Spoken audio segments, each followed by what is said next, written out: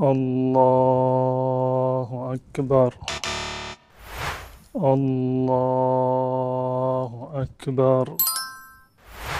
الله أكبر. الله أكبر.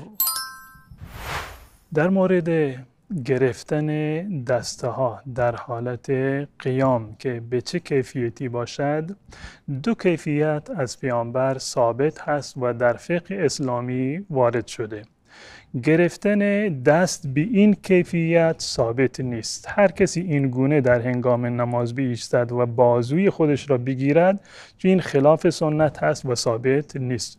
دو مورد هست، یکی گذاشتن دست روی دست که به این کیفیت که قبلا عرض کردم روایت سهل ابن سعد هست در صحیح بخاری که دست راست خودشان را بر روی دست چپ یعنی بر روی ساعد به این گونه بگذارند، یا بنابر روایت وائل ابن حجر رضی الله تعالی عنه که در سنن ابو داود و سنن نسائی آمده به این کیفیت که پیامبر دستش را بر روی پشت دست چپشان و رسغ و ساعد گذاشتند، یعنی به این کیفیت که هم یک قسمتی روی این به اصطلاح کف دست باشه و هم روی بند دست و روی ساعد. این کیفیت هم ثابت است.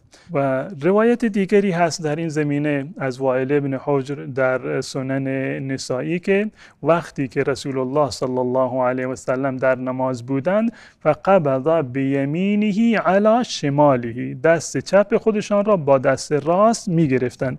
این گرفتن تفاوتی ندارد که چه در وقت یعنی در روی بند دست را بگیرد یا بر روی ساعد را بگیرد، به این کیفیت همشون از نظر شرعی ثابتند و تفاوتی نداره.